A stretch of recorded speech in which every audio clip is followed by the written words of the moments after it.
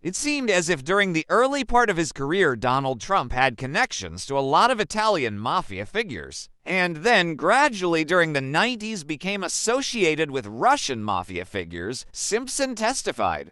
The president's most notable mafia connections. Roy Cohn, known as one of New York's most ferocious and cold-hearted lawyers, Roy Cohn worked for U.S. Sen. Joseph McCarthy, a slew of New York City mobsters, such as members of the Genoese crime family and Trump. Cohn became Trump's attorney in the 1970s, and it has been reported that the pair spoke on the phone as frequently as 5 times per day while working together. Many of Cohn's mob-connected clients also controlled a large portion of New York City's construction unions. Trump employed construction companies run by mafiosos Anthony Fat, Tony Salerno, and Paul Castellano to build his Trump Plaza and Trump Tower apartment buildings. House Wreckers Union Local 95, the union, run mainly by the Genoese crime family, hired a large swath of non-union, undocumented Polish, and South Korean demolition workers to work alongside its union members. Trump used Local 95's undocumented workers in 1979 to demolish the Bonwit Teller department store in order to make way for Trump Tower. Trump denied knowing that he had employed undocumented workers, but was nevertheless fined $325,000 on the grounds of party-pacting in a conspiracy to violate a fiduciary duty in 1991. John Staluppi. Trump created his first name licensing deal with a luxury limo rental company owned by John Staluppi, a made member of the Colombo crime family in 1988, according to Newsweek.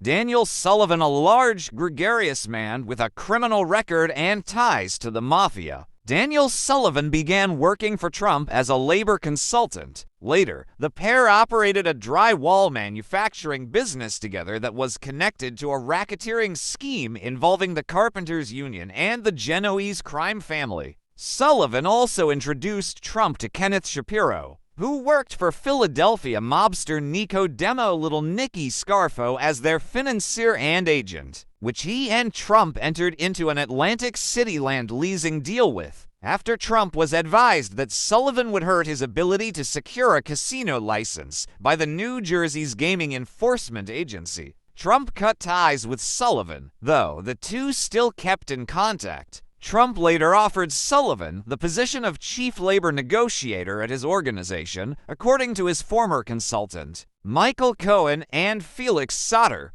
Cohen's uncle, Morton Levine, ran Brooklyn's social club El Caribe, which was frequented by members of Italian-American and Russian-American organized crime families in the 1970s and 1980s.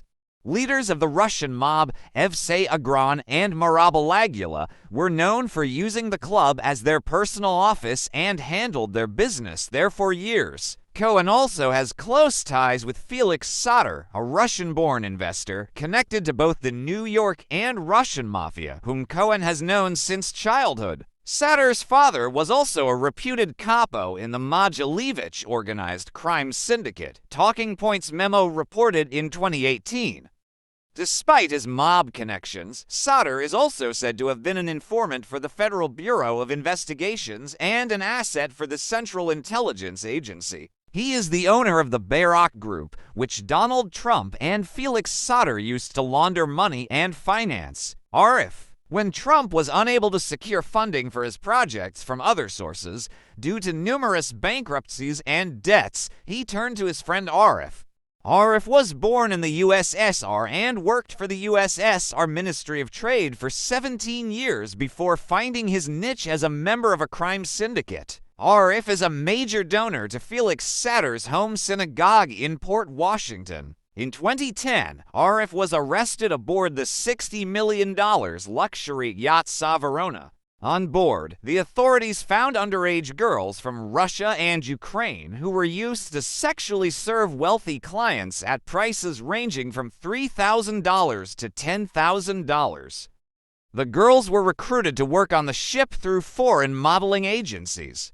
But the most interesting thing is that this particular yacht was chartered by Dottie Al-Fayed and Princess Diana for their romantic voyages, which once again proves the fact that they were under the control of Chabad and the Mossad. And even more interestingly, the first owner of this yacht was the first president of Turkey, Mustafa Kemal Ataturk Mashkovich, through his Eurasian Group, and Bayrak LLC finances Trump's real estate projects. The former attorney worked with Sadr on a Trump Tower deal in Moscow, while Trump was on the campaign in 2015. It is known that Tevfik Arif has business ties with Donald Trump through his company Bayrak Group, which, in particular, built the 46-story Trump Soho Hotel and Restaurant Complex and Trump International Hotel in New York.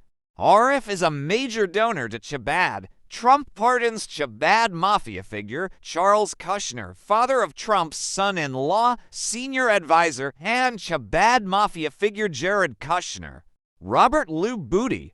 Trump denied knowing racehorse trader and high-rolling gambler Robert Libutti, who is said to have had ties to John Gotti, when probed by the Philadelphia Inquirer in 1991. But Libutti's daughter, Edith Kramer, told Yahoo News in 2016 that is simply not true, and that Trump knew very well who her father was, and that she and her father had both flown with Trump in his helicopter. It was also reported that Trump took an interest in Libutti's daughter, prompting the high roller to threaten the future president to stay away, or suffer the loss of his, crown jewels, so to speak. Even more damning, there's a video of Libutti and Trump attending the WrestleMania for events together in 1988. Trump almost bought a $500,000 racehorse from Libutti, but backed out at the last minute, according to Yahoo, and once personally handed the alleged mob affiliate a $350,000 check while he was gambling at a craps table in Trump's casino.